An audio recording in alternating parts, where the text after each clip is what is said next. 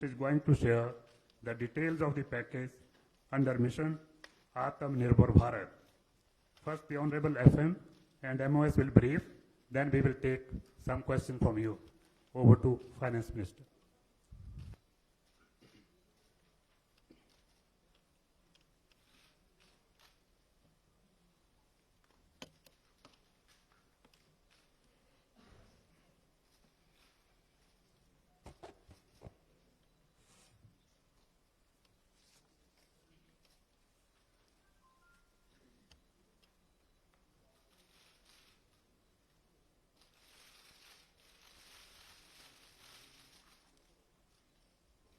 Good afternoon.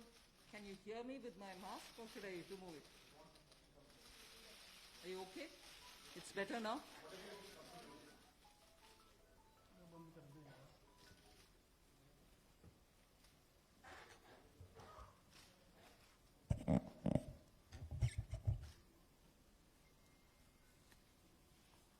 Good afternoon. I'm sure all of you will have heard the Honorable Prime Minister speak last night to the nation. He laid out a vision, a comprehensive vision. And that vision was laid out after wide and deep consultation with several sections of our society. And these discussions were held at various levels, with various ministries, and also gradually taken up to the level of the Prime Minister's office. And the Prime Minister himself has been spending considerable time to make sure that the inputs obtained are given due consideration and they form a part of the package that's being given to the country.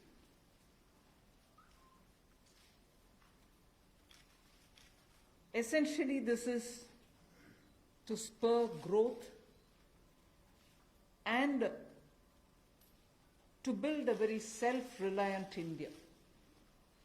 And that's where this whole initiative is called as Atmanirbhar Bharat Abhiyan. And the word Atmanirbhar India is the one which you will be hearing me say quite often. I know, coming from South India, a lot of people wondered what it actually meant.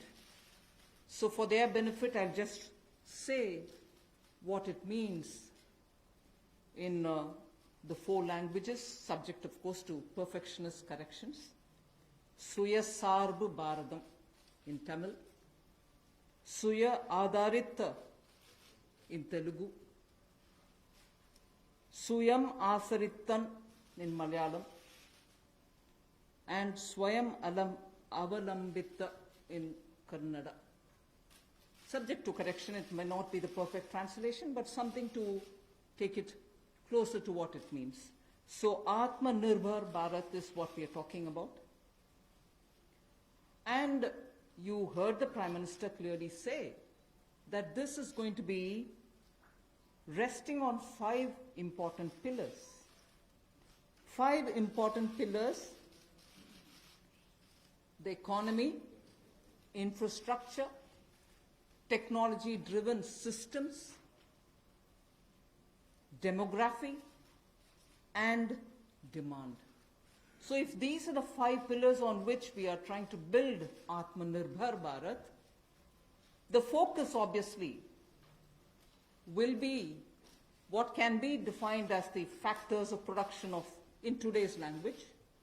Factors of production, all of us know that we've been hearing it: land, labor, capital, and enterprise. Today, we recast it, say it the same way, but then essentially referring to the very same factors of production, but in this Atmanirbhar Bharat, our focus therefore would be on those factors of production which are land, labor, liquidity, and law. So essentially it addresses issues of ease of doing businesses, ease of doing, compliance and regulations being due diligence observed, and so on. And in this,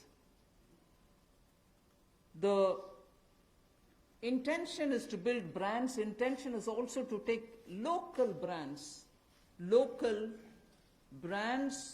and build them to a global level. So there is a global value chain integration also as a part of this vision which the Prime Minister has put before us. Certainly when he says Atmanirbhar Bharat, it is not to look inwards and cut India to become an isolationist country. It certainly talks about a confident India which can rest on its strengths and also be able to contribute to the globe, the way in which the Prime Minister rightly pointed out. The production of PPE and masks and also ventilators to an extent has rapidly grown within these 40 days. We have the capability, we have the enterprise to build such capabilities and help the world with it. And therefore India shall continue contributing to the globe. You've also been seeing, I'm moving away from Prime Minister's last night's speech, you've been seeing that the government being led by Prime Minister Modi, even in 2014-19 regime, was a listening, was a sensitive, and also was a responding government. And that is why I list before you the various reform-driven steps which have been successfully taken. It's important for us to recall that now. Even as we talk about building a new India, building an India which is going to be Atmanirbhar. If I were to group them into different categories and list out what has been done by this government, even in between 2014 and 19, if you were to talk about the poor, we had the DBT-based reforms, based on which today, as we look at the migrants, look at the poor, look at the lockdown in their lives and the impact it has made in their lives, the DBT enabled us to directly put money into their accounts, and they didn't even have to go to the bank to collect it. The bank mitras were able to come and deliver the money, and therefore that reform based on Jandan accounts, based on Aadhaar, and based on mobile technology has brought a revolution in this country, which many countries do recall now, and many of them are not able to do it, although India is able to do it. So for the poor, the DBT, the micro-insurance schemes, PM Awas Yojana, Ujjwala Yojana, again something which has made it possible for people to have free cooking gas in the last 3 months. It wouldn't have been possible to reach out to the poor to have their cooking gas given unless the Ujjwala scheme was so successfully implemented. Swachh Bharat Abhiyan and Ayushman Bharat. And therefore for the poor, during the last tenure, the several schemes which benefited were all reform driven. If I were to talk about agriculture in the same spirit, PM Fasal Bima Yojana, PM Kisan Yojana, which again has come off handy, that we were able to front load the money to the Kisan during this lockdown. Otherwise it wouldn't have been possible. Creating new fisheries department, Krishi Sinchai Yojana, were all aimed at bringing reform in agriculture. Similarly, talking of business and also trying to bring in better business environment. PSB cleanups happened, public sector banks cleanup, after a heavy load of phone banking resulting in NPAs. Public sector banks recapitalization, FDI liberalization, ease of doing business reforms, which were taken down to the third level of administration governance, IBC reforms, GST reforms, and today because of the GST reforms, you're able to see what impact lockdown is having on small and medium businesses. And finally, reforms in other areas, very quickly to recall. National Highway Authority, the TOT plans, the airport privatizations, power sector reforms, which resulted in India becoming a power surplus country from shortages always. 175 gigawatts of solar targets out of 86 gigawatt has already been achieved out of that number. And cleaning up of the coal mine sector. These are all things which I would want to recall here before we talk about what we are offering in the Atmanirbhar Bharat. This is the foundation. This is the credential with which the Prime Minister has always been on the side of reform, reform for better living in this country, ease of living in this country.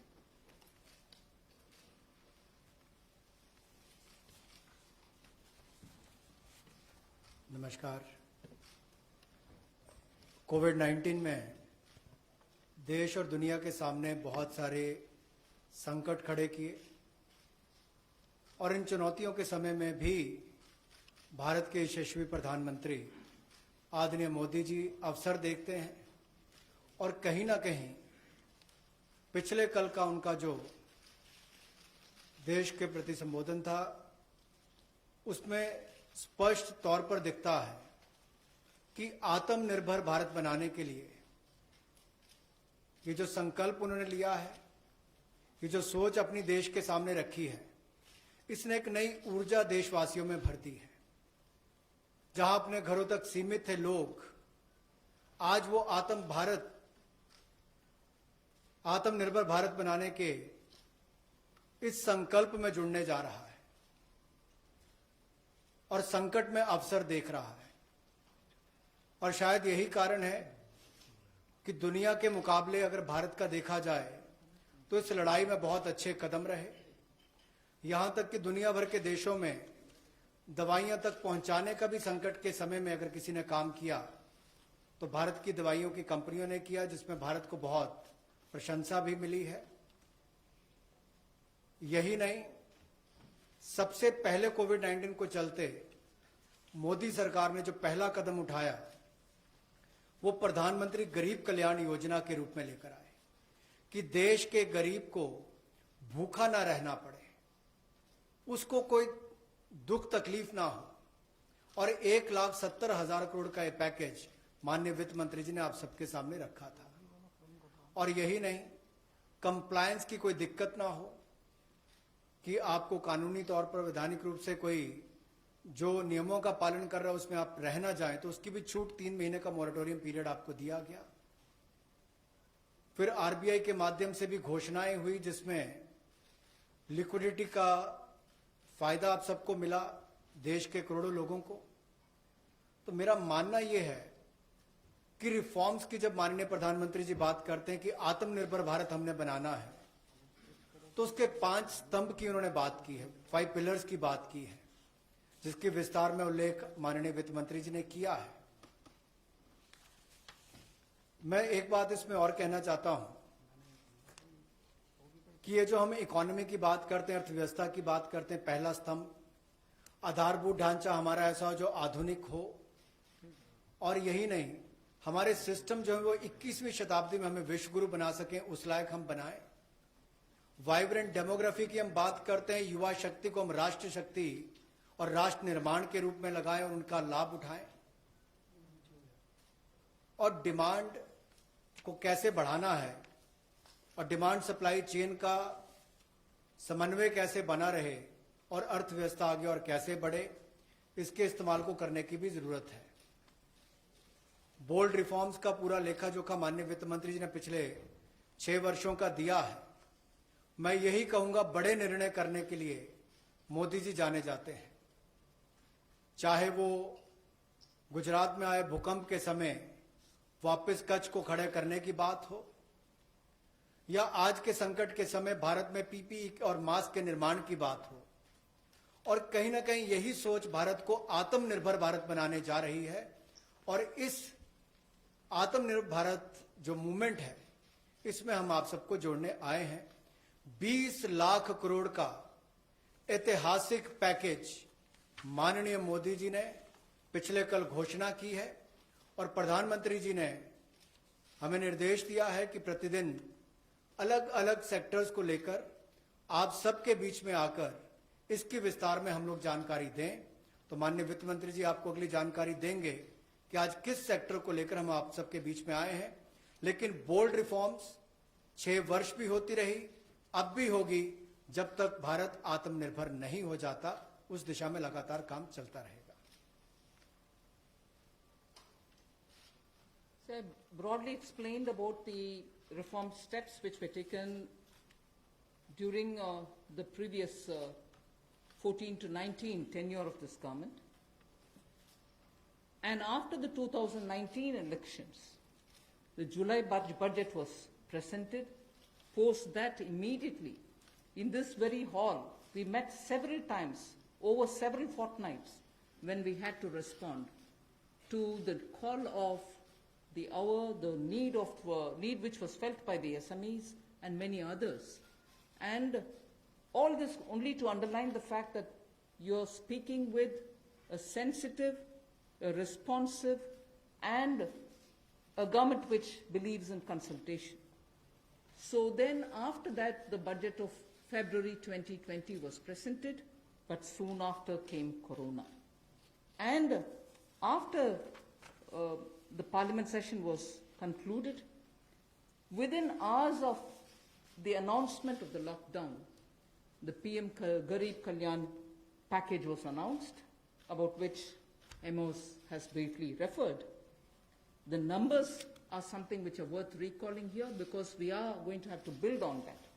52,606 crores into DBT account of 41 crore bank account holders, the Jandan account holders. 18,000 crore worth grain and pulse transfers happened, in which 48 lakh metric tons of wheat and rice have been distributed, costing 69 crores, to 69 crore account ration card holders. 71,738 metric tons of pulses have been distributed to 6.25 crore card holders. Aside from this, non-card holders have also been distributed grains. And I mentioned a minute ago about the Ujjwala scheme, which helps distribution of free cylinders. Divyang and old age pensioners have all been also given assistance. So after the lockdown, within a couple of hours, meaning within a day or two, we came with that announcement of the Garib Kalyan package. With that, there was also a compliance and also due diligence related deadline dates which were postponed so that ease of compliance could come in. Beginning today, I come over to speaking about today. Beginning today, for the next few days, I shall be coming with this entire team before you to put out the details of the vision which PM has put forth yesterday. So PM's vision for a self-reliant India, we will come with the details in various tranches beginning today, and we shall not forget in each of the tranches that we are talking about that we do have a responsibility towards the poor of this country, towards the needy of the country, towards the migrant workers of this country, the Divyang and the aged. So the tranches will of course be for all our convenience, suitably bringing grouped items which have some correlation. Alongside, you also had the Reserve Bank of India coming up with a lot of liquidity infusion, about which the data which will be shared with you all will go into greater detail about the quantum that they came up with, the LTROs and the TLTROs. I'm not getting into it so that you'll get the data, but we are not going into it.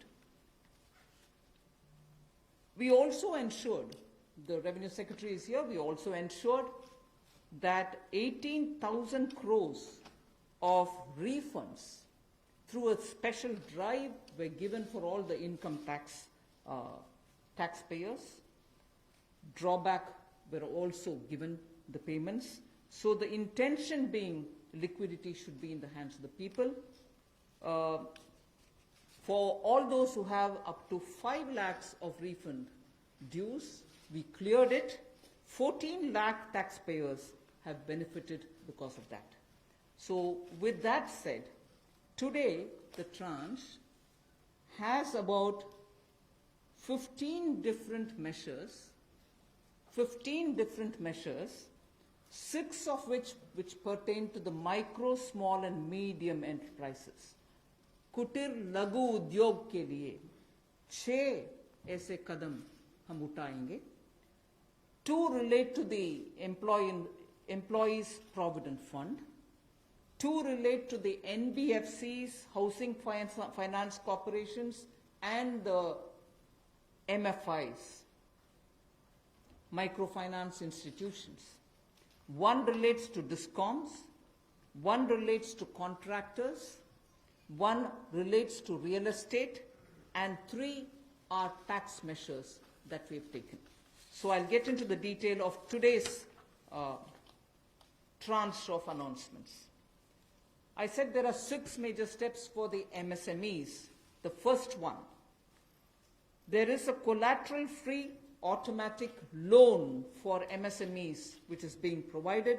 This will give facility up to 3 lakh crores. 25 crore outstanding for those MSME units for whom 25 crore is the outstanding loan, or 100 crores whose turnover will benefit from this. These loans will have a 4-year tenure, and there will be a moratorium given for 12 months. These are going to be 100% credit guaranteed over as a cover given to banks and NBFCs on principal and interest. So this is going to be available till 31st October 2020. There are no guarantee fees, no fresh collaterals required. So I guess this will benefit 45 lakh units so that they can resume their business activity and also safeguard jobs.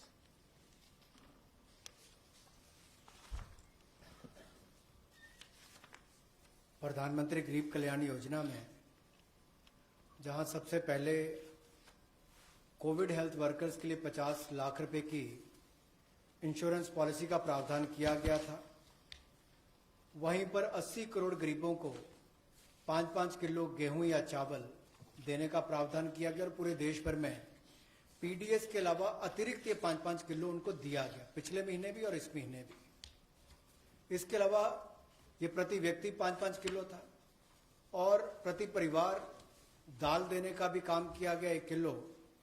और इसके अलावा जो हमारे वृद्ध, विधवा, दिव्यांग हैं उनको भी जनधन खातों में सीधा पैसे डाले गए, 500-500 रुपये, 1000 रुपये उनको टोटल डाला गया. इसके अलावा जो 20.5 करोड़ जनधन योजना खाता धारक थे, ऐसे 41 करोड़ खातों में भी 52,606 करोड़ रुपया अब तक ट्रांसफर कर दिया गया है.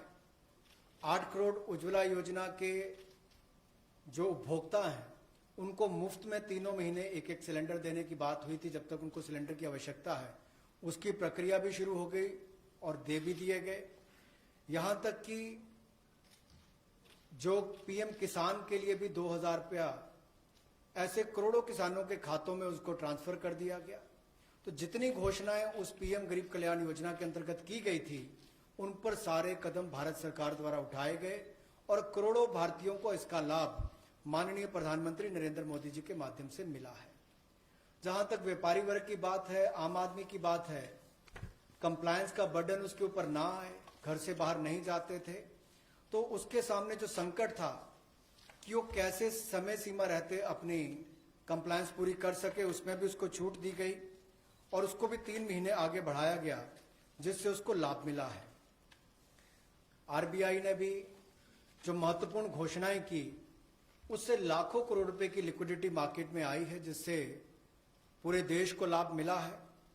और इसकी जानकारी आप सबके सामने पहले भी रखी है, केवल आज एक बार फिर आपके ध्यान में लाने की जरूरत पड़ी तो उसको किया है.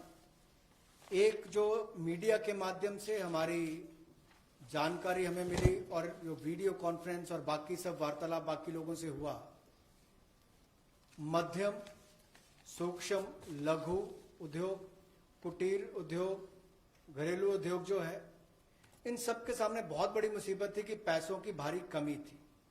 इन सब के लिए क्या किया जाए, ये भारतीय अर्थव्यवस्था की रीढ़ है।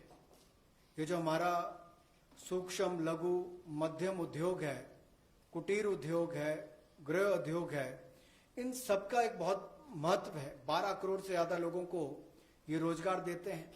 तो ऐसे कारोबार और व्यापार करने वाले, विशेष तौर पर एमएसएमई सेक्टर जो है, इसके लिए आज एक बहुत बड़ी घोषणा है कि collateral free automatic loan 3 lakh crore रुपए का मध्यम सूक्ष्म लघु कुटीर और गृह उद्योग को मिलेगा।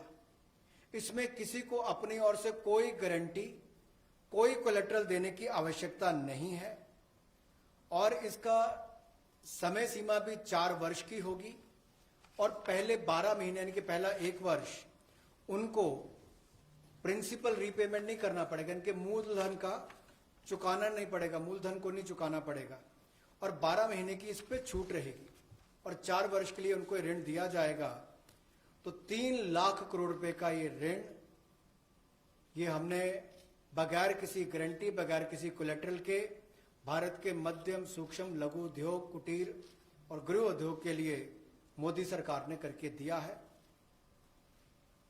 I just move to the next one, which is about a 20,000 crore subordinate debt proposition which we are bringing.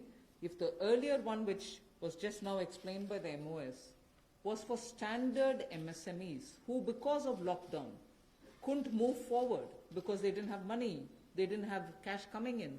So for buying raw materials or paying the wages, if they had a problem, you had that emergency credit line which we spoke about just a minute ago. Now I come to talking about subordinate debt through which we want to infuse about 20,000 crores. These are meant for stressed MSMEs. So if you're providing for the standard, you're now providing for the stressed MSMEs. Now the stressed MSMEs do have a problem of equity. So for them, through a subordinate debt provision, we want to provide about 20,000 crore liquidity. 2 lakh MSMEs are likely to benefit from this. The functioning of the MSMEs which are NPA or are stressed, all of them will be eligible. For this subordinate debt-based scheme, NPAs or stressed MSMEs will all be eligible for this. The government will be providing about a 4,000 crore as its contribution to the MSE, the Credit Guarantee Trust, and they will be then able to provide the partial credit guarantee support to the banks, as a result of which stressed and NPA MSMEs will immediately benefit. तनाव में जो सूक्ष्म लघु मध्यम उद्योग या कुटीर या गृह उद्योग हैं, उनकी इन परिस्थितियों को देखकर गौण कर्ज या अधीनस्थ ऋण के रूप में 20,000 करोड़ रुपए का प्रावधान इन स्ट्रेस्ड एमएसएमईज के लिए किया गया है, ताकि इनकी जो कमी आती थी उस कमी को दूर किया जा सके। और इसमें भी लगभग 2 लाख से ज्यादा मध्यम लघु सूक्ष्म कुटीर उद्योग को लाभ मिलने वाला है और ये 20,000 करोड़ का गौण ऋण ये तनाव वाली एमएसएमईज को दिया जाएगा। The next of the MSME linked steps that we are taking, this is the third. There is a fund of fund being created for infusing about 50,000 crore as equity into the MSMEs. This will benefit those MSMEs who have the potential and who are viable. So we spoke about those who are standard, we spoke about those who are NPAs and stressed. Now I'm talking about MSMEs who may be doing viable business and who need hand-holding because of the situation thanks to the COVID. So this fund of fund, with a corpus of 10,000 crores, through mother fund and daughter fund framework, will be able to provide the growth potential MSMEs greater support, and this, we think, will help MSMEs to expand their capacities, and this will also encourage them eventually to get listed in the markets which they can choose. जो मध्यम लघु सूक्ष्म उद्योग अच्छा कर रहे हैं, विस्तार करना चाहते हैं, आगे बढ़ना चाहते हैं, लेकिन उनके आकार को बढ़ाने की, क्षमता को बढ़ाने की सुविधाएं नहीं मिल पाती थी, तो उसके लिए फंड्स ऑफ फंड्स का प्रावधान किया गया है और इस फंड्स ऑफ फंड्स के माध्यम से 50,000 करोड़ की इक्विटी इन्फ्यूजन होगी, ये हम करने जा रहे हैं। इससे इन सभी अच्छा काम करने वाले मध्यम लघु सूक्ष्म उद्योगों को अपना आकार और क्षमता बढ़ाने का अवसर मिलेगा। The next one is something which all of us have been waiting for a long time, about the definition of MSMEs. I'm sure you heard from several sources that this discussion has been going on. We have now come to a stage where we can happily announce that the definition being changed is being changed in favor of the MSMEs. Because there was always this fear in very successful MSMEs also, that if they outgrow the size of what is defined as an MSME, they'll lose the benefits that they get as an MSME itself. So outgrowing this definition meant outgrowing and going out of receiving benefits. Therefore, MSMEs preferred to remain within the definition rather than grow. Now what we are coming with is a change in the definition of MSME so that they need not worry about growing in size. They will still be able to get quite a lot of benefits which otherwise, as an MSME, they had got. So now how do we change it? I told you why we are changing the definition. How are the changes being brought about? What exactly is the change which is coming in? The change is that investment limit which defined an MSME is being revised upwards. So you can be a slightly more larger invested company, but you're still going to be considered only as an MSME. And then I'll come to the amounts which is shown in the chart there. But the idea is, even with an increased investment, you'll still be defined only as an MSME. You shall not get out of the benefit which is given to you as an MSME. Second is, additional criteria to define an MSME is being brought in. And that criteria is based on turnover. So that is being brought in newly now. Earlier it was only investment size. Now investment size and or additional turnover size is being brought in. And earlier, the distinction which prevailed between manufacturing unit, and therefore their definition was on slightly different account. Service units, their definition was on slightly different criteria. Now that differentiation between manufacturing and service MSME are being removed. Manufacturing MSME or service-based MSME shall all be defined similarly. And then, therefore, the chart that is there before you will tell you what was earlier and what is now. What was earlier defined with an investment of 25 lakh as micro unit will now have investment allowed till 1 crore. So they'll still be called a micro unit even if the investment is up to 1 crore. Now, in that, service investments of 10 lakhs were called as micro earlier. Now, because the distinction is removed, service also will have the benefit of being called a micro unit even if the investment is 1 crore. Over and above it, I did say that in addition to investment as a definitional criteria, we are bringing in the criteria of turnover also. So now your investment can be up to 1 crore and your turnover can be up to 5 crore. You shall be called as micro. This or that. Your investment can be 1 crore and your turnover can be 5 crore. Up to 5 crore, you will be micro enterprise. And so on. So small will be up to 5 crore, manufacturing enterprise. Services was up to 2 crore. Now the definition is changed to 10 crores and 50 crores. Investment and turnover. And so on. The table explains it.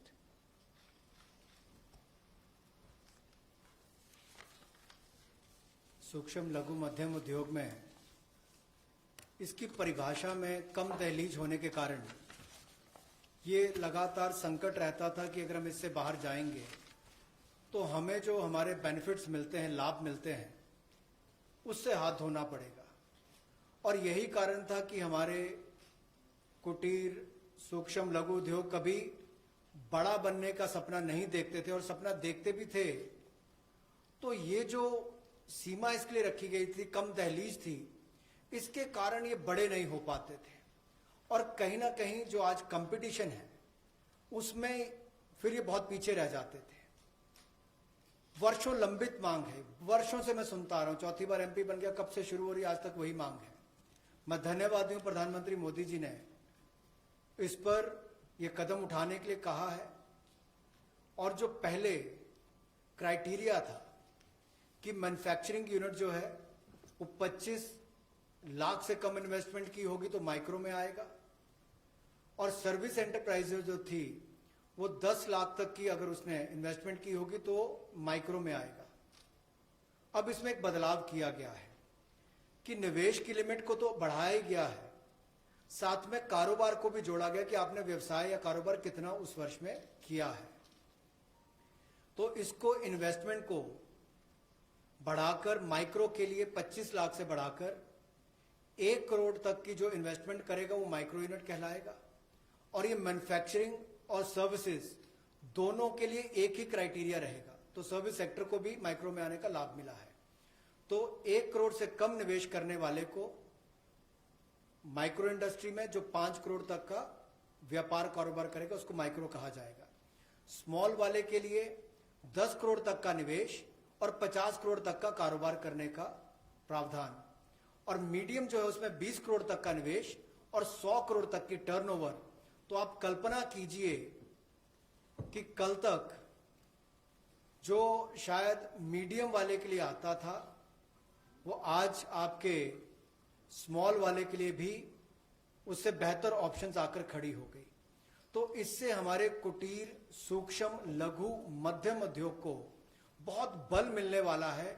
एक और बैंकों का हाथ पकड़ना, पैसा देना, दूसरी तरफ से डेफिनेशन चेंज करके उनके आकार और क्षमता को बढ़ाने का अवसर देना, ये अपने आप में क्रांतिकारी कदम इस दिशा में लिया गया है। I move to the fifth step in the MSMEs. I said total 6 measures are getting announced today. Of the 6, the fifth one is that for government procurement, tenders up to 200 crores will no longer be on global tender route, meaning global tenders will be disallowed in government procurement for tenders up to 200 crores. Why is this being done? Majority of the MSMEs in India were unable to supply those big mother units, as you may call, large companies, who they were serving all the while. Suddenly the conditions became, based on the global tenders, unmatchable by our MSMEs. So they were disqualified from supplying to companies for whom they actually grew as ancillary units. As a result, many of our MSMEs were not anymore able to participate in supplying products to many of these large units.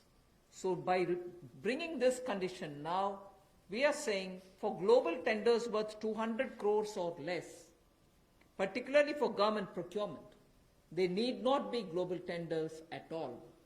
So this will make MSMEs do their business with a lot more confidence and carry on with it.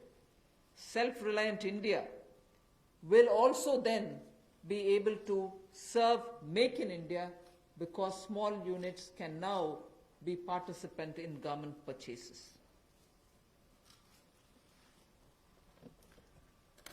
पिछली 2 slides में भी आपने देखा होगा कि कुटीर सूक्ष्म लघु मध्यम उद्योग के लिए जो बड़े कदम उठाए गए हैं, 3 लाख करोड़ के कोलेटरल फ्री और कोई नई गारंटी दिए बिना एक और से ऋण उपलब्ध करवाना, उसके अलावा जो बाकी कदम उठाए गए और उनकी परिभाषा बदलने का काम भी किया गया, तो ये कदम उससे एक और स्तर ऊपर है कि ये सब बदलने के बाद उनको कामकाज जब मिले तो कंपटीशन में कहीं ना कहीं अनफेयरनेस जो होती थी उसमें हमारे लोकल उद्योग वो पीछे रह जाते थे। तो लोकल को बल, लोकल से ग्लोबल तक जाने की बात जो कल तक प्रधानमंत्री जी ने कही, उसी दिशा में एक ये कदम है। लोकल के लिए वोकल भी, लोकल को बल भी, लोकल से ग्लोबल भी। तो ये इसीलिए ग्लोबल टेंडर्स जो हैं ये 200 करोड़ तक से कम वाले जो हैं, इसमें यानी कि 200 करोड़ से कम वाले में ग्लोबल टेंडर्स नहीं होंगे।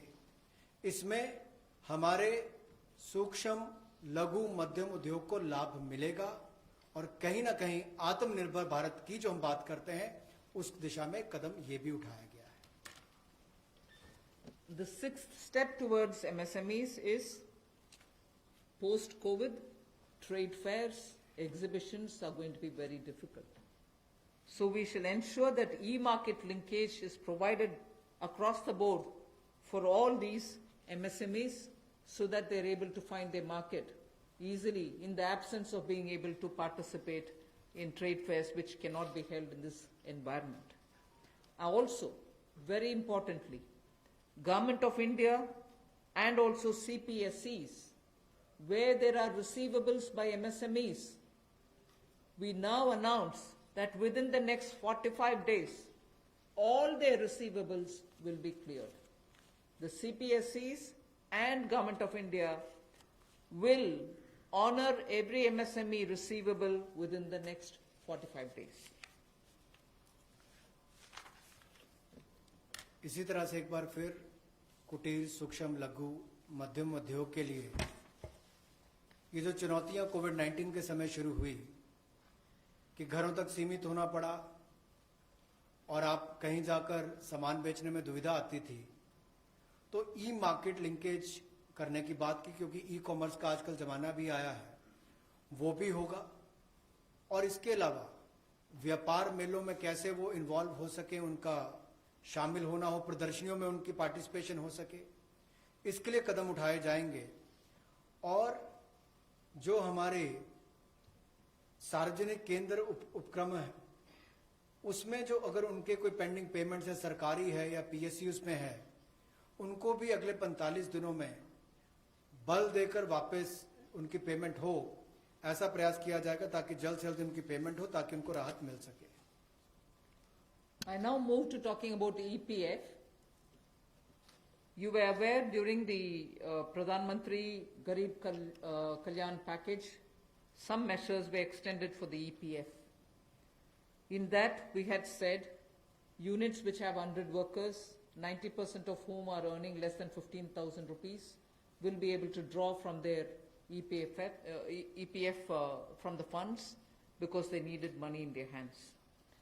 We have now, and for the 3 months, the payment of EPF also was given relaxation. What I would now like to say before you is a liquidity relief is being given for all EPF establishments.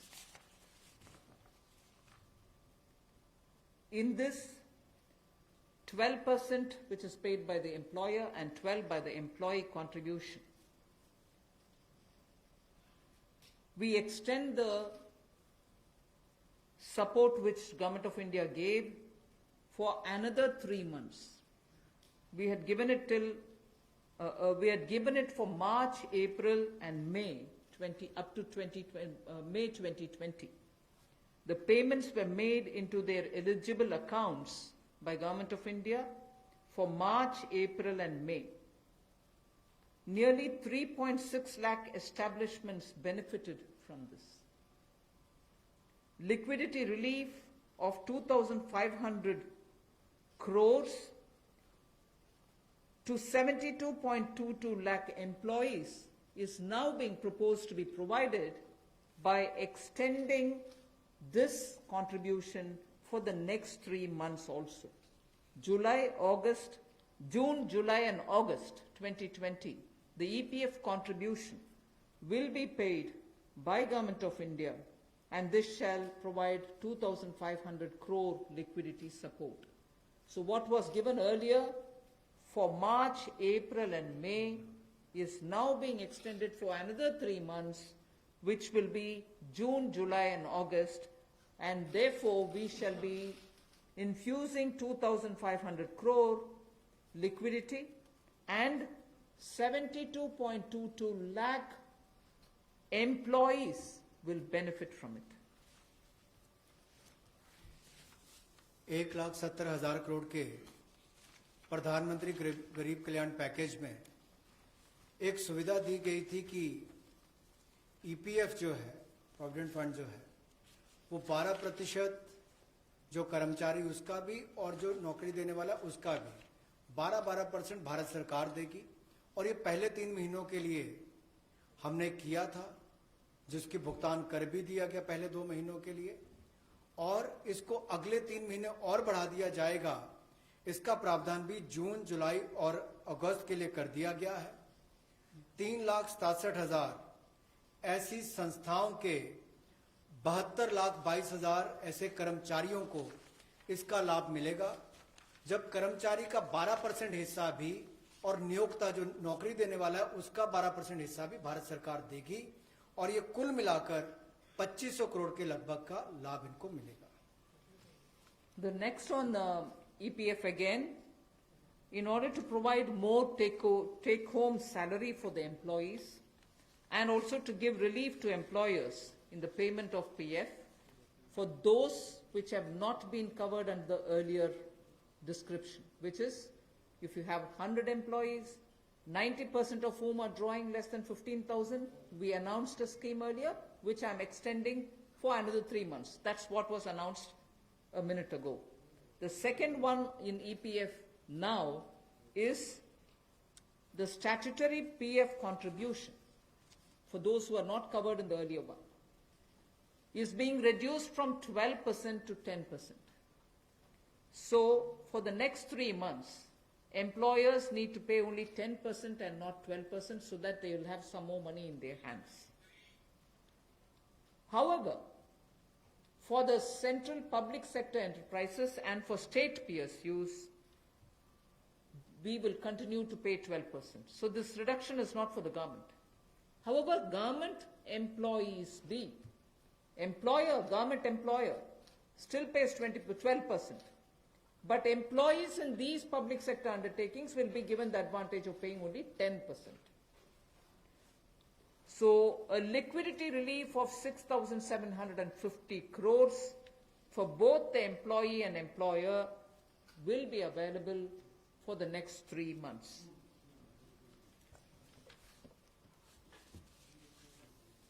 एक और प्रावधान, क्योंकि आज के समय पैसा कर्मचारी के हाथ में भी कैसे ज्यादा हो, इसमें भी एक बड़ी राहत देने का प्रयास इसमें किया है कि जो ईपीएफ कंट्रीब्यूशन है, जिनका ईपीएफ का योगदान है, वो ऐसे संस्थानों के लिए और कर्मचारियों के लिए 12% से कम करके 10% अगले 3 महीनों के लिए किया गया है। इससे कर्मचारी भी और संस्थान दोनों को लाभ मिलेगा। लेकिन जो सरकारी हमारी संस्थान है, सेंट्रल पीएससीज हैं, इनके लिए 12% ही रहेगा, उसमें कोई बदलाव नहीं किया गया है। तो इससे कुल मिलाकर 6,750 करोड़ रुपए का लिक्विडिटी सपोर्ट इनको मिलेगा और एक तरह से 6,750 करोड़ रुपया ज्यादा इनके हाथ में आएगा। The next one is about non-banking financial companies, housing finance corporations, and microfinance institutions. We have been hearing in spite of a lot of steps which the RBI took, in spite of all the provisions that we made between the July budget and the February budget, it was felt that the NBFCs were not able to get enough resources. And particularly some NBFCs which were not very highly rated had particular difficulties in comparison to the others. So, Government of India now launches a 30,000 crore special liquidity scheme. Under the scheme, investment will be made in both primary and secondary market transactions where investment grade debt papers, this is not infusing equity, this is taking and buying debt papers of NBFCs, housing finance corporations and microfinance institutions. And not high quality debt papers, they can be investment quality also. So this we expect will have an impact on those struggling NBFCs who need money to carry on with business. And these NBFCs are also those who have been funding MSMEs. So in order for these NBFCs to keep their network of MSMEs served, this infusion is absolutely necessary. And these securities with which you're going to buy these debt papers will be fully guaranteed by Government of India. They will be fully guaranteed by Government of India. We hope that this will also bring in a lot of difference for NBFCs who have access to small and micro units, and therefore we want to ease the flow of credit through these NBFCs who have only not so good debt papers in their hands. गैर banking वित्तीय कंपनियां NBFCs या फिर हमारे housing finance companies और micro finance institute, इन सब के लिए जो इनके पास लिक्विडिटी की कमी आती थी, धन का अभाव होता था, उसके लिए ये नई योजना लेकर आए हैं जिसमें 30,000 करोड़ रुपए का विशेष तौर पर प्रावधान किया जाएगा। स्पेशल लिक्विडिटी स्कीम ये होगी जिससे इनके धन की आपूर्ति भी होगी और इसके माध्यम से जहां एक और हाउसिंग सेक्टर को बल मिलेगा, एमएसएमई सेक्टर को बल मिलेगा, उसका भी लाभ हमारी अर्थव्यवस्था में और नीचे आम आदमी को पहुंचेगा और इसका पूरी तरह से गारंटी भारत की सरकार देगी। The next facility also for the NBFCs is to give 45,000 crore liquidity infusion through a partial credit guarantee scheme for the NBFCs in particular. This is an existing scheme, but we are expanding its scope. Expanding its scope only because it will now cover borrowings such as primary bond issued, the commercial papers. So all these will constitute the liability side of the balance sheet, but we are getting into that area also. But in this case, as different from the previous one, 20%, the first 20% loss alone will be borne by the guarantor, which is Government of India. The first 20% loss. So in this again, AA rated papers below and also below that will all be included.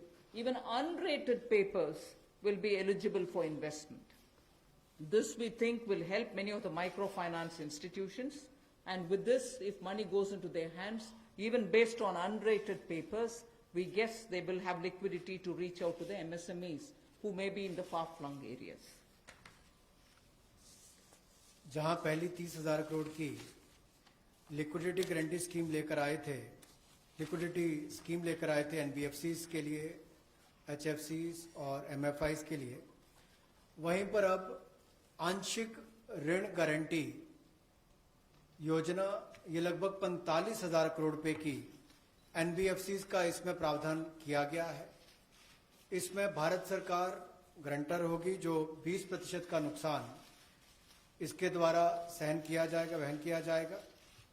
और यही नहीं, इसमें AA paper और इससे भी नीचे वाले जो है उसको भी इसमें पैसा मिल पाएगा, ऋण मिल पाएगा। और इसके अलावा जो अनरेटेड पेपर एलिजिबिलिटी है इन्वेस्टमेंट के लिए, वो भी इसमें प्रावधान किए गए हैं ताकि ज़्यादा इसका स्कोप बढ़ सके, ज़्यादा लोगों को इसका लाभ मिल सके और कुल मिलाकर इससे भी नई लैंडिंग जो है यानी कि कर्जा दिया जा सके सूक्ष्म लघु मध्यम उद्योग को और आम नागरिकों को भी मिल सके, उसके लिए इसका प्रावधान किया गया है। I move over to talking about the DISCOMs. DISCOMs today are facing unprecedented cash flow problems. They desperately need help. Otherwise, they are unable to pay the power generating companies. You know, all the states, DISCOMs are in serious crisis. So in order to help them, there is a emergency liquidity injection, which is happening to the extent of 90,000 crores. Now the Power Finance Corporation, REC, the Rural Electrification Corporations, both of them put together will infuse liquidity of 90,000 crores to all the DISCOMs against all the receivables that they have. They're sitting there without getting paid. In turn, they are not able to pay the GENCOs. In turn, the GENCOs are wondering where they will have more money to pay for producing electricity. And at a time when we are talking about Atmanirbhar Bharat, at a time when we are also rightly claiming the credit for having made India a surplus power generating country, we've reached a stage where DISCOMs don't have money because they're sitting with receivables. So we are now making a provision, a one-time provision, for PFCs and RECs to infuse that money into the DISCOMs against their receivables, and who in turn, this will be done with the state issuing guarantees. The guarantee, the amount which is being infused on guarantees being given by states. Now, obviously, having received that infusion of money, the DISCOMs will pay the GENCOs. GENCOs in turn will clear their dues and keep the cycle moving. Now, what does this do to the customer? The customer, we want the benefit to be passed on to the customer. We are in fact telling the central public sector generation companies that they shall give rebate to those DISCOMs which shall pass these benefits to the final customer. So we are making it clear to the central public sector generation companies that on receiving the money from the DISCOMs, they should be able to pass it on again back to the consumers. So this is a one-time infusion of liquidity for cash-desperate DISCOMs.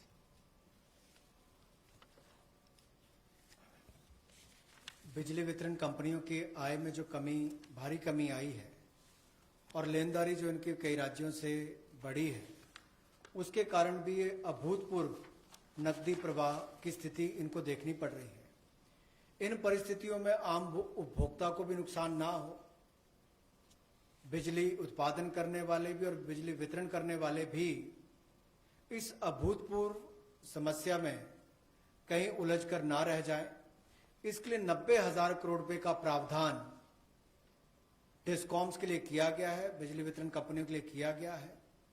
और ये 90,000 करोड़ रुपया जो बिजली वितरण कंपनियों को दिया जाएगा वो पावर फाइनेंस कॉरपोरेशन और रूरल इलेक्ट्रिफिकेशन कॉरपोरेशन के माध्यम से दिया जाएगा।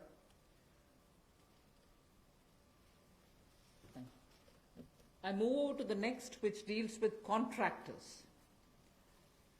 All Government of India agencies, such as the railways, road transport, highways, CPW, etc., will now give 6 months extension without any cost to the contractors, so that extension should cover construction work or goods and services contracts that they have with central government agencies.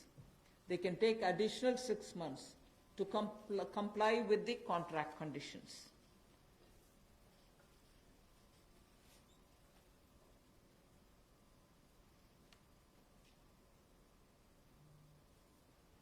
I didn't get it.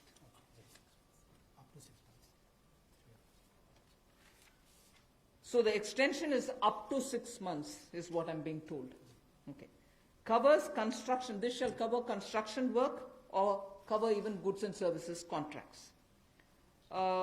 It will also cover completion of works and intermediate milestones that they may have. This will also cover and extend concessional period which is given in PPP contracts. So even the concessional periods will get extended up to 6 months.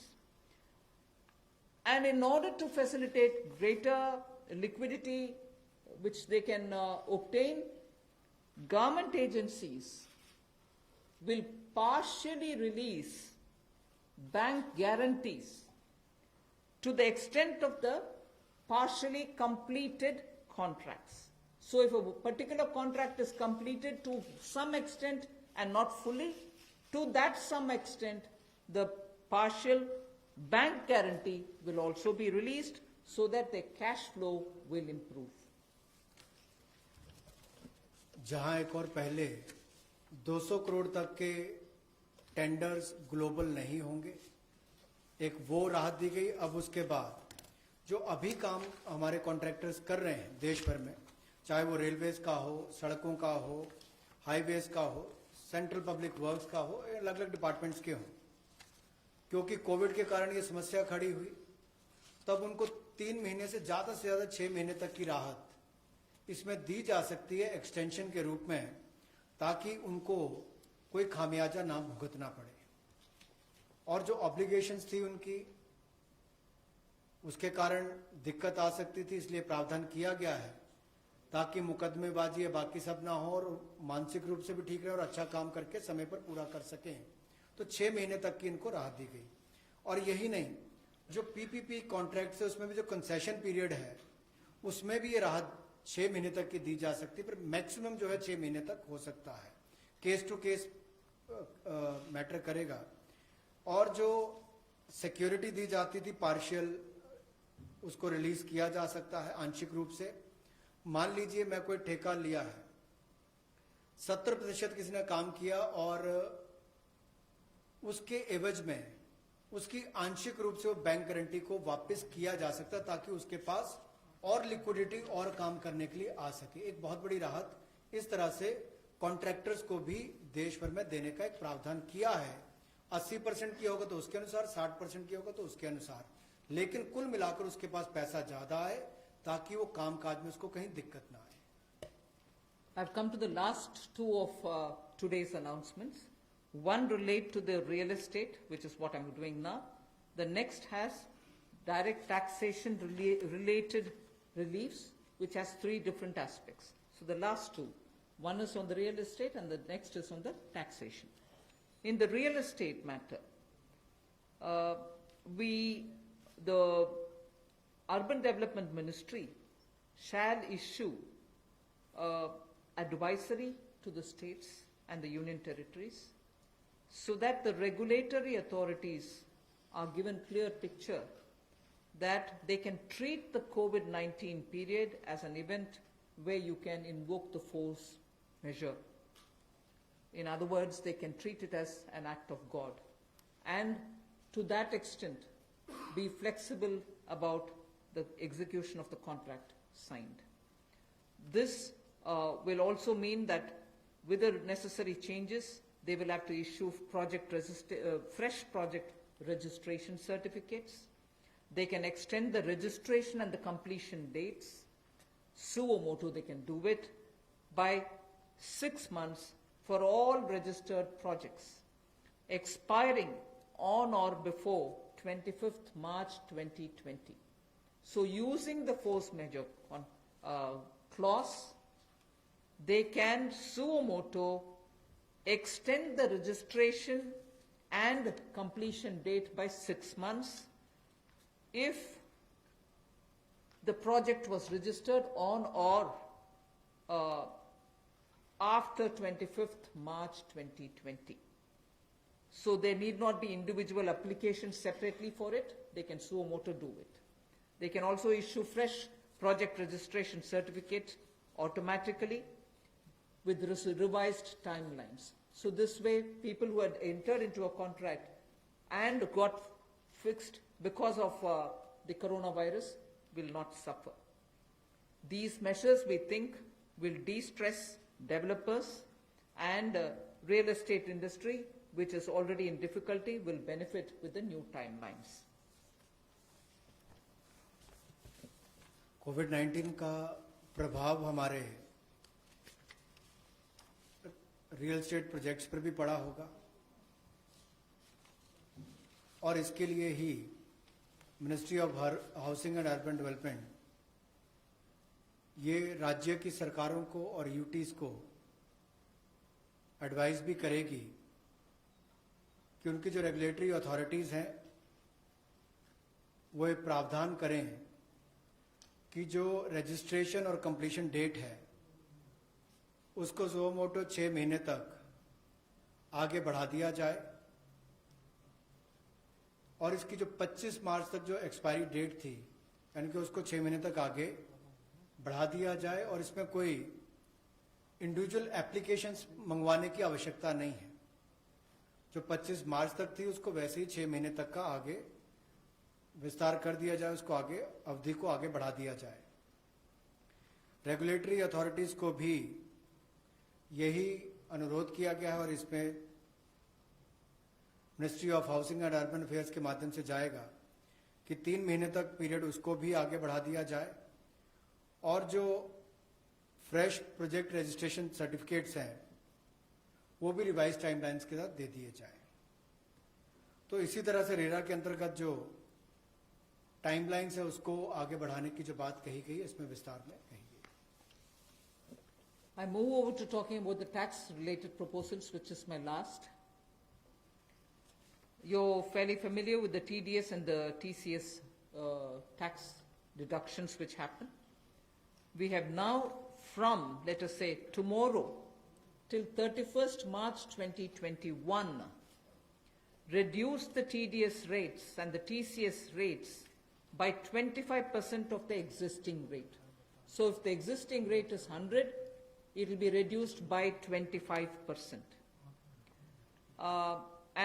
This shall apply to all payments, if they are payment for contracts or professional fees or interest or rent or dividend or commission or brokerage. All of these will be eligible for this 25% rate reduction. Through this, and as I said, this will be coming into force from tomorrow and last till March 31st, 2021. And this we think, this reduction we think will release nearly 50,000 crores in the hands of the people who otherwise would have paid it as TDS. This reduction alone is going to give 50,000 crores back to the people, in the sense it will be in their hands rather than coming in as payment of taxation. जो TDS rates हैं वो सभी non salaried payment वालों को, residents को, और TCS rate जो है उसमें 25% की कटौती की गई है फाइनेंशियल ईयर 2020-2021 के लिए और इससे 50,000 करोड़ रुपए का लगभग लाभ आम जनता को मिलने वाला है। यानी कि अगर मेरा 100 रुपया बनता था तो मैं 100 रुपये की बजाय अब 75 रुपये दूंगा और उसमें 25% की कटौती की गई है। तो एक बहुत बड़ी राहत कार वेतनभोगी इन सबके लिए, non salaried payment to residents, इनके लिए की गई है। The next is a set of dates which are getting extended for direct tax, some of the measures that we are taking.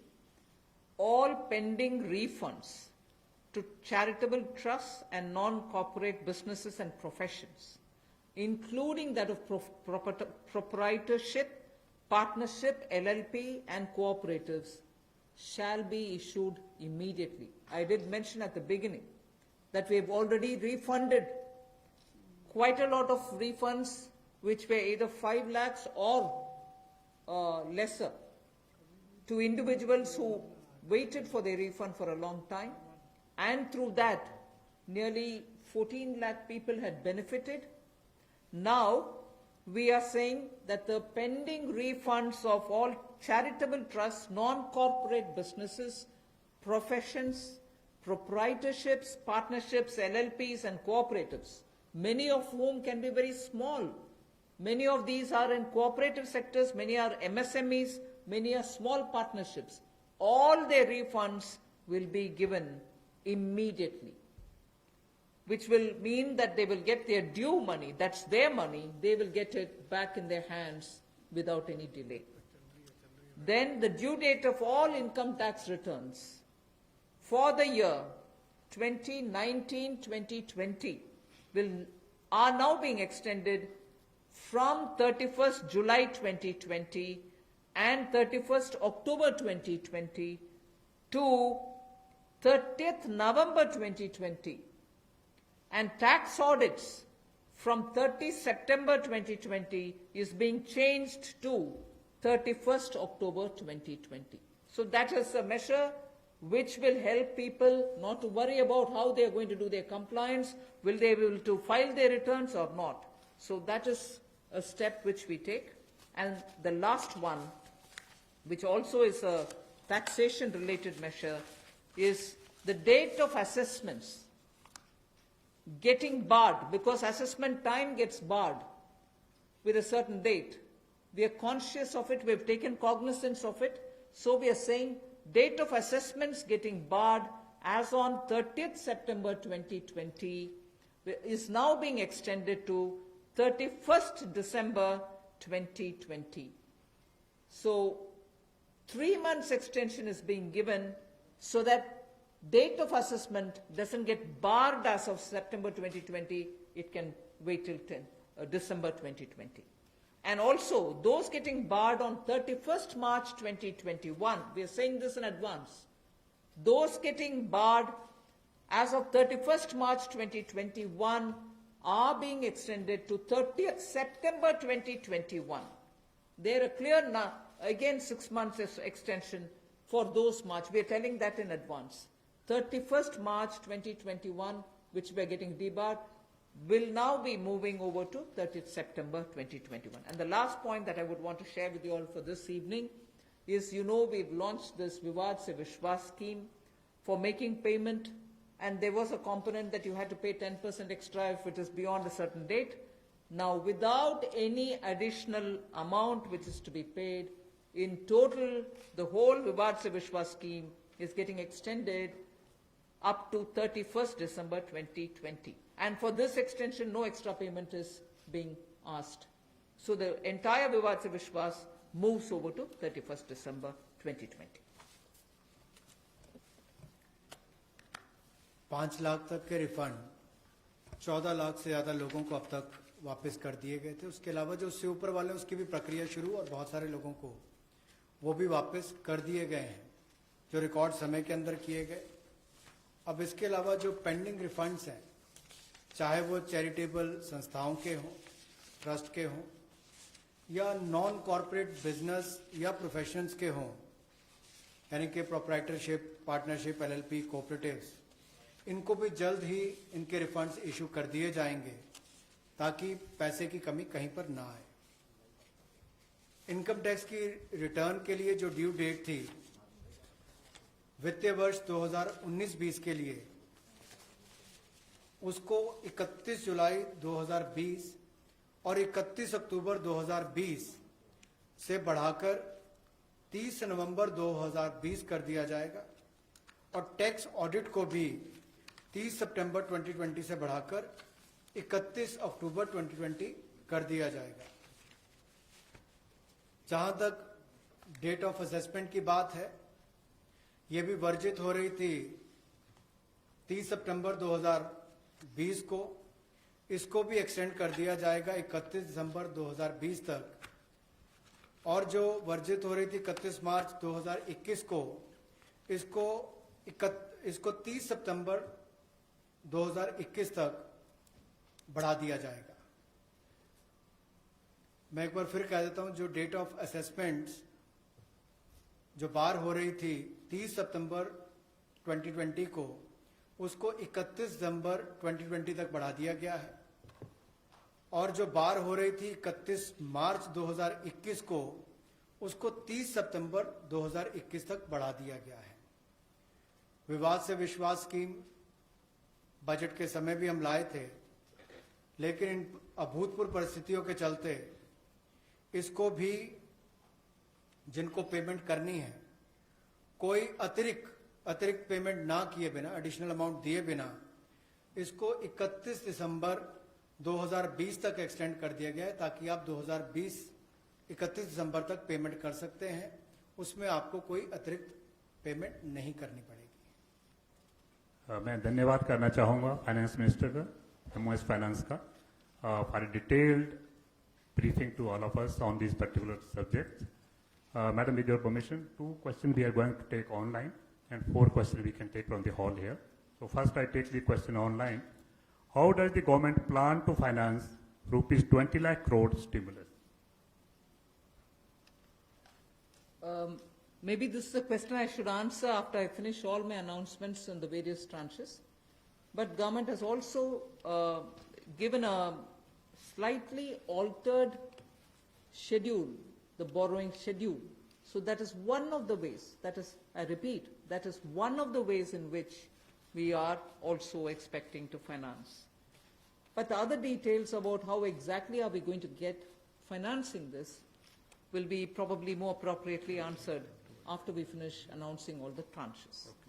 Number 14.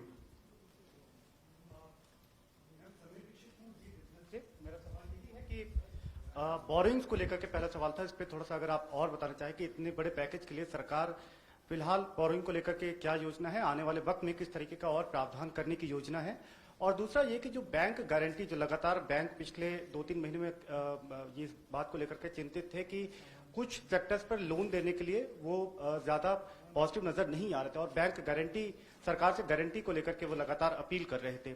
ऐसे में आपको लगता है कि इस बड़े पैकेज के बाद में बैंक की तरफ से लोन देने की शुरुआत हो पाएगी और लिक्विडिटी फ्लो की जो कोशिश है उसको कामयाबी मिलेगी? मैं आपके सेकंड क्वेश्चन को जवाब दे देती हूँ, बट फर्स्ट क्वेश्चन अब शायद दोबारा बोलना पड़ेगा, मैं ध्यान से शायद सुने नहीं। सेकंड क्वेश्चन के लिए मैं जवाब ये दे रही हूँ कि ये गारंटी का विषय जो आपने उठा रहे हैं कि बैंक से भी मांग था, उसके लिए तो आज गारंटी का विषय भी हमने घोषणा कर चुके हैं। सो उसके कारण हम ये मानते हैं कि बैंक्स में थोड़ा और तैयारी होगी, मगर वैसे भी पिछले एक सप्ताह से बैंक सेक्रेटरी इधर देवशीष पांडा जी हैं, लगातार कितने बैंक से क्रेडिट जा रही है, किन को जा रही है, एमएसएमई की जा रही है, रिटेल सेक्टर को जा रहे हैं, ये विषय हम फिनेंस मिनिस्ट्री के हैंडल से और पीआईबी के द्वारा भी जानकारी देते आ रहे हैं। इसमें हम स्पष्टता से ये समझें कि बैंक्स लोन देने से संकोच नहीं कर रहे हैं। सैंक्शन किए हुए लोन्स हैं जिसमें बैंक का ये कहना है कि सैंक्शन करने के बाद भी कस्टमर आकर के लॉकडाउन खत्म होने के बाद हम आकर लेंगे, प्लीज तब तक आप पैसा रिलीज ना करें।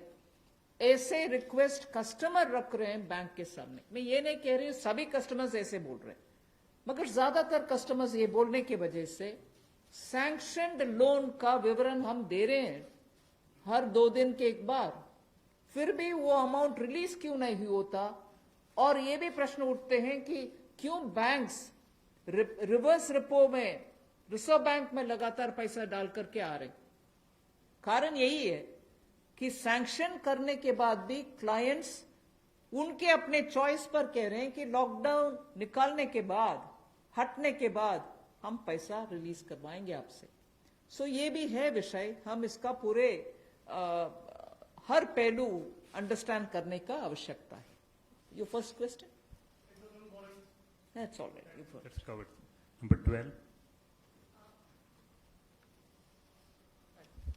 Ma'am, Sapna here. Very good afternoon.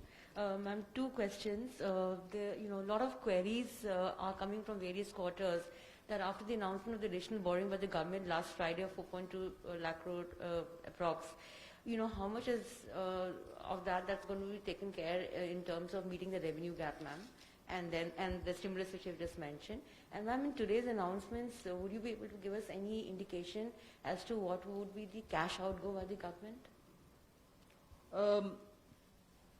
I think your first question is largely addressed already about where are we going to get the money from, and is the debt market going to be able to, receive the announcement that's been made by the government last Friday? Yes, you're seeing how the market is responding, and that's no secret. It's not something anyone can hide. It's public domain information. I have broadly indicated the amounts. But in any case, end of the, all the announcements, 4 or 5 announcements, you'll get to know.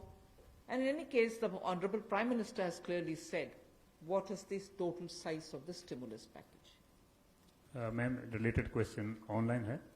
Does the package announced by the Prime Minister yesterday is a standalone one, or it is inclusive of earlier package of 1.7 lakh crore and the other security item, 65 lakh crore liquidity measures announced by the RBI? Does this all? As I said, whoever has asked that question online can wait till all the announcements are made. Number 9.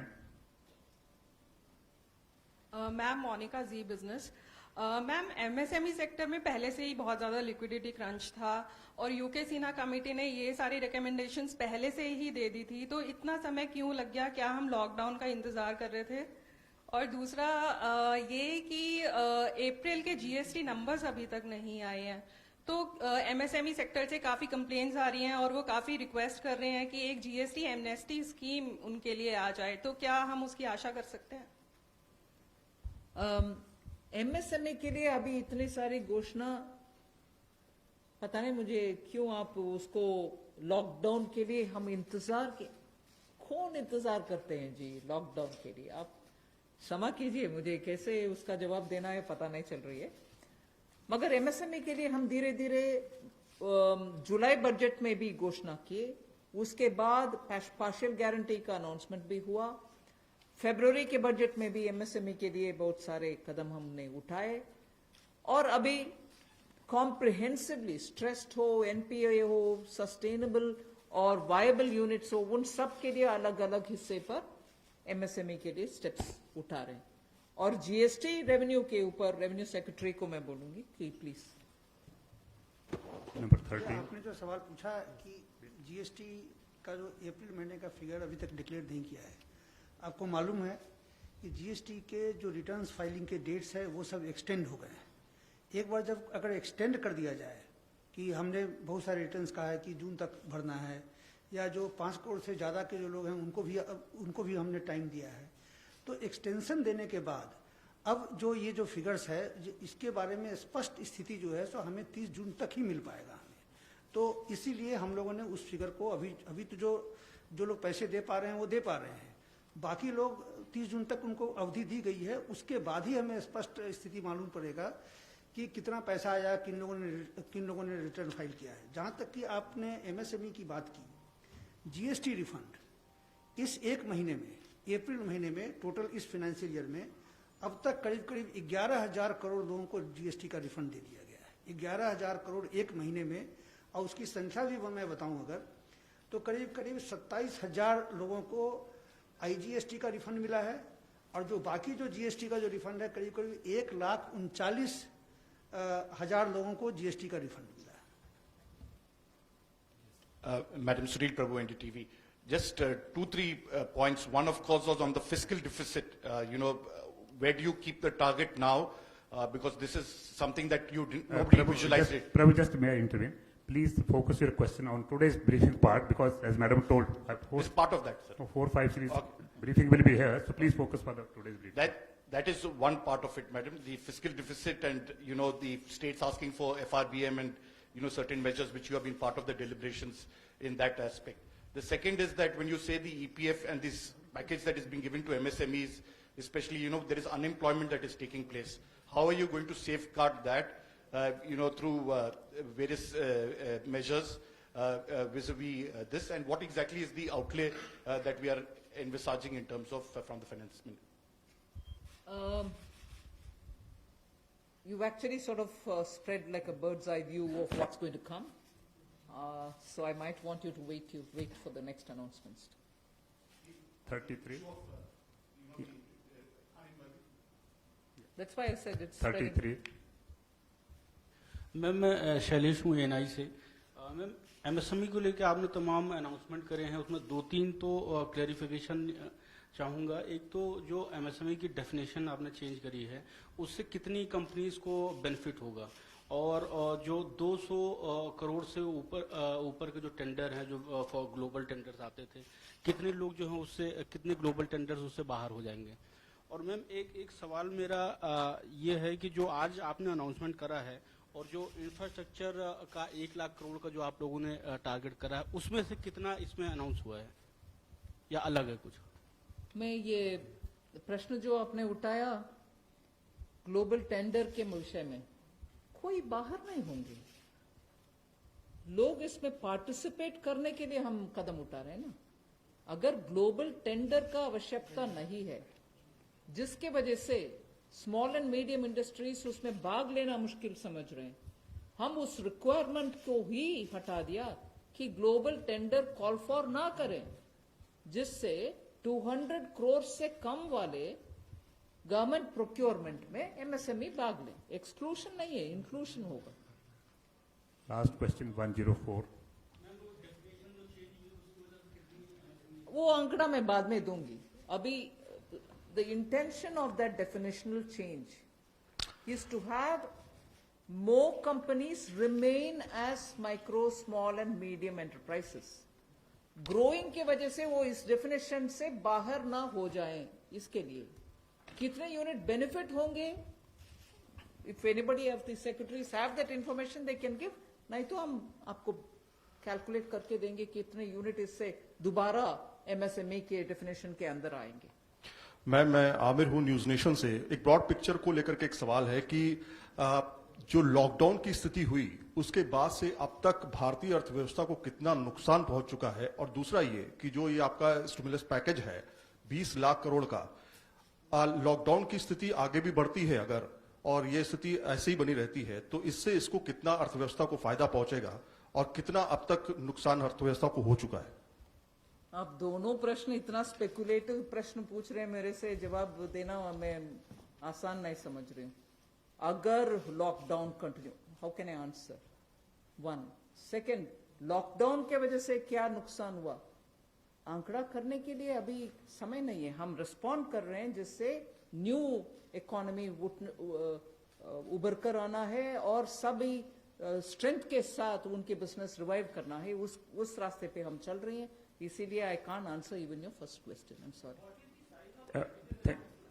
Where from this question is coming? Please just, last question has already been taken. I know that there are large number of questions today, but friends, as we are meeting regularly for next 2-3 days, so please, it's end of house, sir.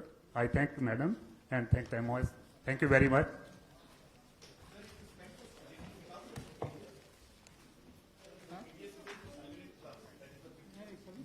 No, everybody, regular salary वाले भी, non regular salary वाले भी, it's not.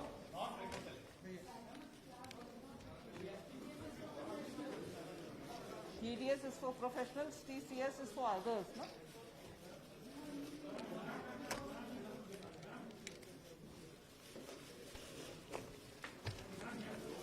Thank you.